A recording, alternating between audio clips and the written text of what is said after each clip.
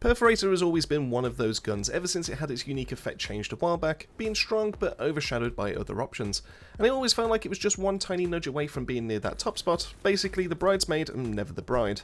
Now though, as the last hotfix, this gun hits incredibly hard. Along with its buff to the unique effect, this gun can now mob, take down elites, and even be a fantastic Colossus killer.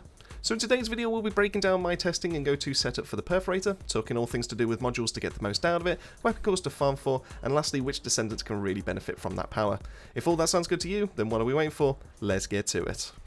Alright then, so taking a look at the gun first, the Perforator backs some nasty multipliers, rocking a 2x on crit damage and a 5.5x on weak point after the last hotfix. This means that we can hit the 10x weak point cap. We only need an 82% increase to our weak point multiplier, which can come from a few different locations, all various things that we can easily access. Now, his unique effect called Detect drops explosive scanners, dealing 65% firearm damage, with a crit being set 5 scanners around the target, or just 1 on a weak point hit.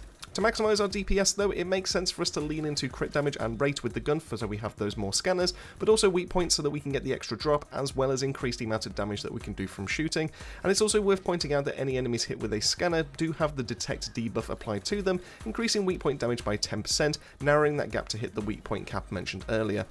So with this in mind, the main focuses we'll want with the gun are to increase its crit damage, crit rate, our face firearm attack for the scanners as well as the elemental attack won't be helping for the unique effect of the gun, and lastly any other quality of life that we can add in should there be space left over. So kicking things off, we'll be sorting out our firearm attack, as the unique effect benefits the most from our base attack. Any increases here will boost up the scanner's damage too.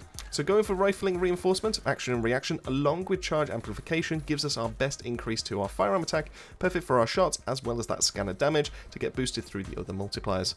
Charge amp does come at the cost of some of our crit damage multiplier, which is a bit unfortunate, but this can be fixed through cores and other modules, and the base firearm attack gives us the best platform for us to be able to work with. Now speaking of crit, we do want to build both our rate and our damage up, making the passive much more consistent and dish out much more hurt.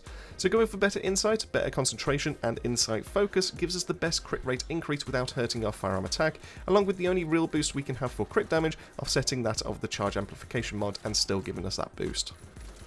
So weak point is going to be up next, with both weak point sight and have aiming giving us 75% contribution towards hitting the cap, leaving us with around about 7% left to go until we hit it. Now keep in mind this does affect our accuracy with the gun, but this can be corrected with our arcade tuning should you go for the nodes with the gun accuracy on the left hand side. Now just to reiterate a point on my devotion video, when you've hit that weak point cap of 10x, running modules like weak point expansion, special sight and ultra precision strike will not be boosting you past that cap. These are considered dead mods and should absolutely not be ran in either of those builds. And then lastly, with our slots for quality of life, and 3 fantastic options are available to us depending on the content that you're going to be running. Now first up is going to be fire rate up, allowing us to spam our shots much faster, especially in combination with our cores and components for gun Descendants.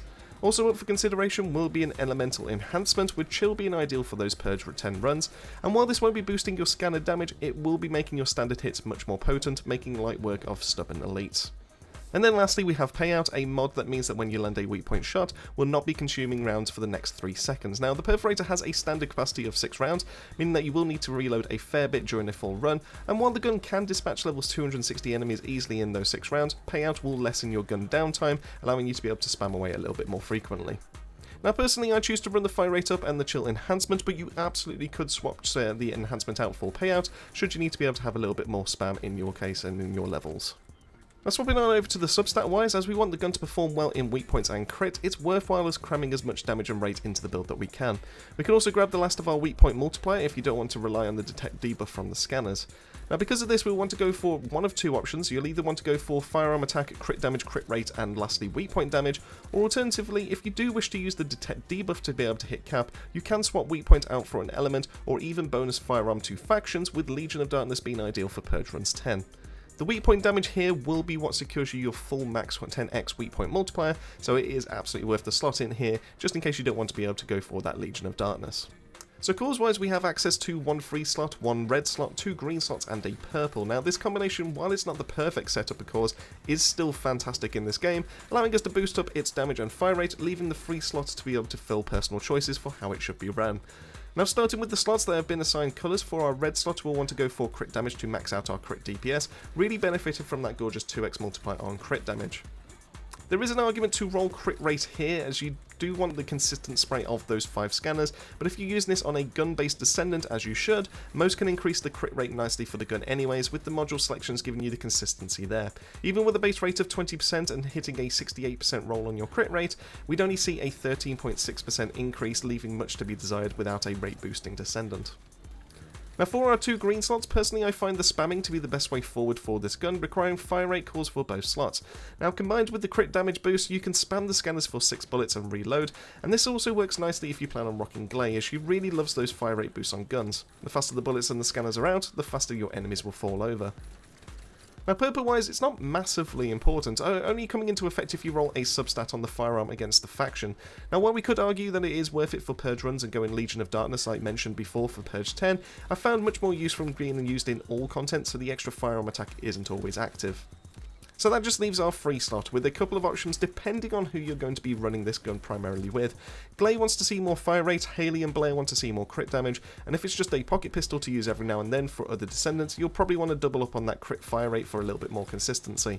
Now personally I've had a bit more joy from the crit damage, but you can mix and match based on who you plan to run this on. And speaking of Descendants, while the Perforator is a solid choice for most Descendants to fall back on due to its damage and its AoE potential, some are going to be better than others, with crit rate boosting gun Descendants leading that pack. Now Ambush Sharon can absolutely make this work, and quite nicely, but my personal favourites are going to be Backdraft Blair and Haley, both pushing closer to that 90 to 100% crit rate with this build, making the gun ridiculously consistent.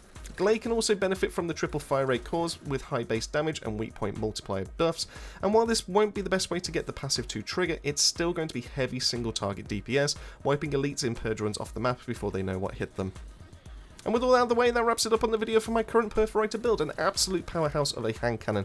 Nexon absolutely cooked with this last hotfix, bringing both hand cannons we've looked at back into relevancy, so much so that the Purge runs have been a breeze since this patch dropped. It might not have the fire rate of the last dagger, but it's still a fantastic weapon to swap to when you need that damage out. But this is a section I want to hear from you. How are you finding the weapons after the buff patch? Have you swapped in Perforator into your loadouts? And lastly, who do you currently have it equipped on? Let me know all that and more down below. Massive thank you for making your way to the end of the video.